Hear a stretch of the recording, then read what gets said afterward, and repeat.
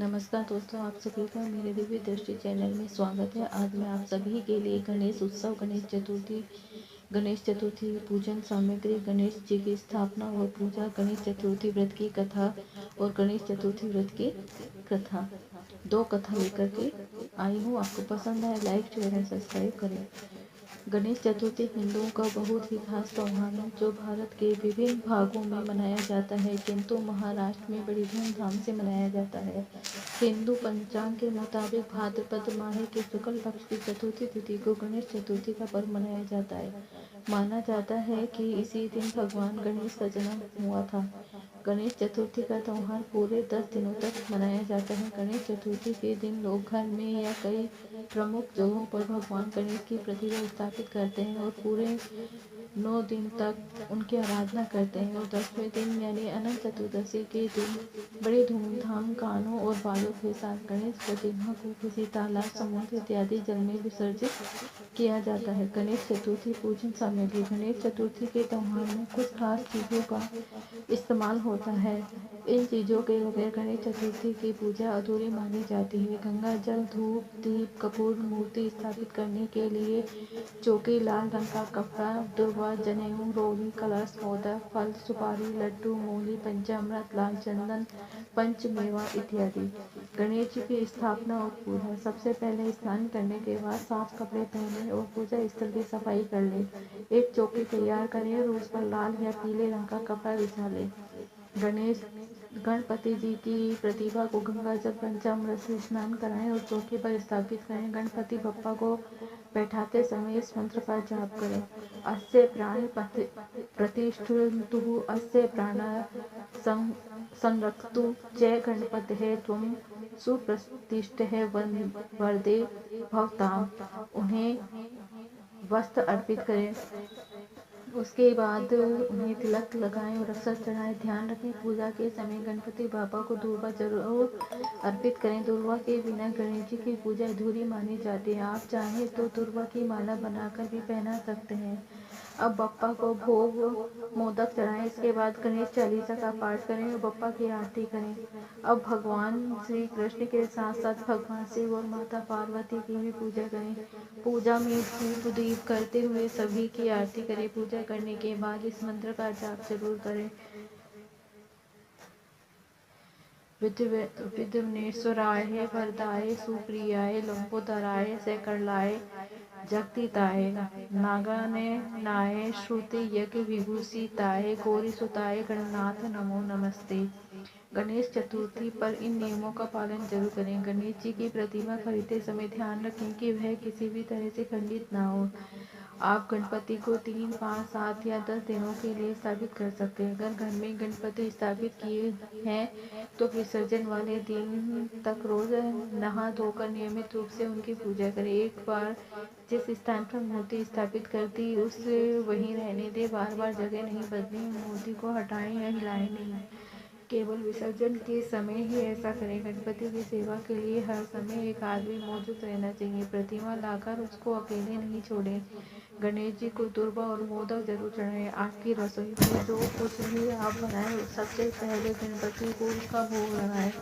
जब तक प्रतिमा विसर्जित ना कर दें तब तक केवल सात्विक भोजन ही बनाएं और खाएं। बिना प्याज लहसुन का खाना बनाएं और खाएं। साथ ही शराब मांसाहार बिल्कुल ना करें। भूल कर भी गणपति को तुलसी अर्पित ना करें। नहीं टूटे चावल, सफ़ेद जनेऊ या सफ़ेद वस्त्र अर्पित करें। सफ़ेद जनेऊ को हल्दी से पीला करने के बाद ही ये पहनाएं। गणेश चतुर्थी व्रत कथा। एक बार महादेव जी भोगावती नदी पर स्नान करने गए और उनके चले जाने के बाद पार्वती माता ने अपने तन की मेल से एक पुतला बनाया, उसमें प्राण डाले। उसका नाम गणेश रखा। पार्वती माता ने उससे कहा कि एक मुगदल लेकर द्वार पर बैठ जाओ और जब तक मैं नहा रही हूँ किसी को अंदर मत आने देना। भोगावती स्नान पर से स्नान करने के बाद जब भगवान शिव जी आए तो गणेश जी ने उन्हें द्वार पर ही रोक दिया। फिर शिव जी ने बहुत समझाया पर गणेश जी नहीं माने। इसको शिव जी ने अपना अपमान समझकर उस पर क्रोध किया और त्रिशूल से उसका सिर धड़ से अलग करके भीतर चले गए। तब माता पार्वती को पता चला कि शिव जी ने गणेश जी का सिर काट दिया है, तो वे बहुत कुपित हुई। गणेश जी की मूर्छित होने से माता पार्वती अत्यंत दुखी और उन्होंने अन्न जल का त्याग कर दिया। पार्वती जी की नाराजगी दूर करने के लिए शिव जी ने गणेश जी के हाथी का मस्तक लगाकर जीवन दान दिया। तब कर देवताओं ने गणेश जी को तमाम शक्तियां प्रदान की और प्रथम पूज्य बनाया। यह घटना भाद्रपद माह के शुक्ल पक्ष की चतुर्थी तिथि को हुई थी, इसीलिए यह तिथि पुण्य पर्व गणेश चतुर्थी के रूप में मनाई जाती है। मान्यता है कि गणेश चतुर्थी के दिन व्रत पालन कर गणेश चतुर्थी व्रत कथा को सुनने अथवा पढ़ने से व्यक्ति के पाप नष्ट हो जाते हैं और जीवन में कष्टों का निवारण होता है। गणेश चतुर्थी व्रत कथा व्यक्ति की मनोकामनाएं पूर्ण करने वाली और जीवन में सुख समृद्धि लाने वाली बताई गई है।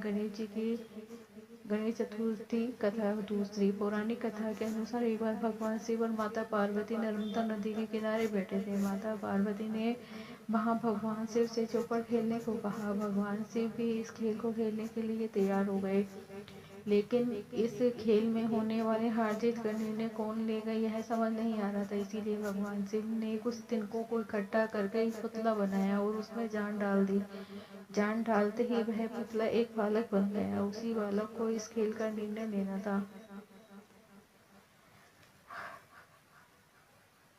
अब भगवान शिव तथा माता पार्वती चौपड़ का खेल शुरू कर दिए। 3 बार चौपड़ का खेल खेला गया। इस बार माता पार्वती जीती, लेकिन भगवान शिव द्वारा निर्मित उस बालक ने भगवान शिव को ही विजय बताया।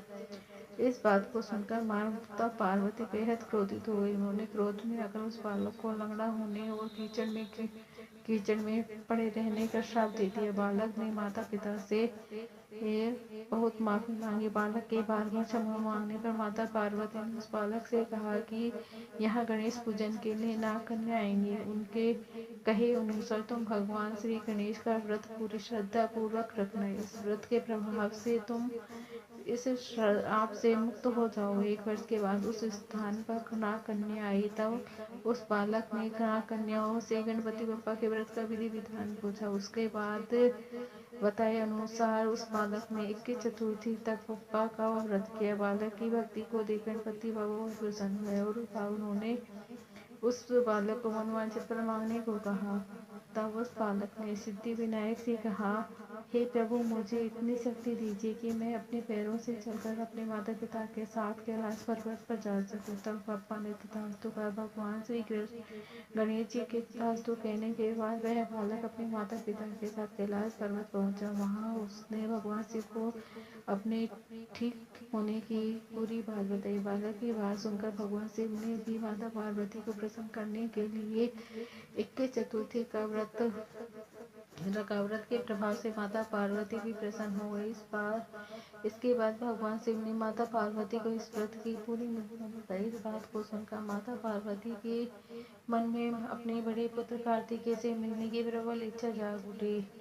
तब माता पार्वती ने भी 21 चतुर्थी का व्रत रखा। इस व्रत के प्रभाव से भगवान कार्तिकेय माता पार्वती से मिलने स्वयं आ गए। तभी से यह व्रत संसार में विख्यात हो गया और इसे हर मनोकामना को पूर्ण करने वाला व्रत माना जाने लगा।